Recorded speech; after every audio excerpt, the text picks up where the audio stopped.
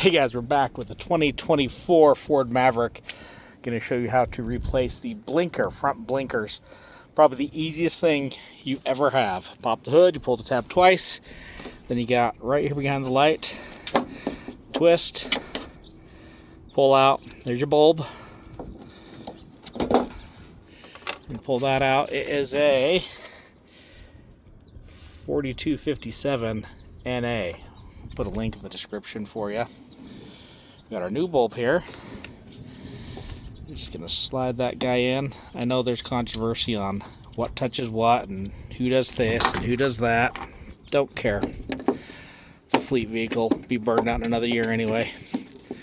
And then just put it back in if it wants to cooperate. There you go. So it's the easiest thing, and now it's fighting me, huh? Twist back in. Both sides are giving you just as much room to get in there. Super easy.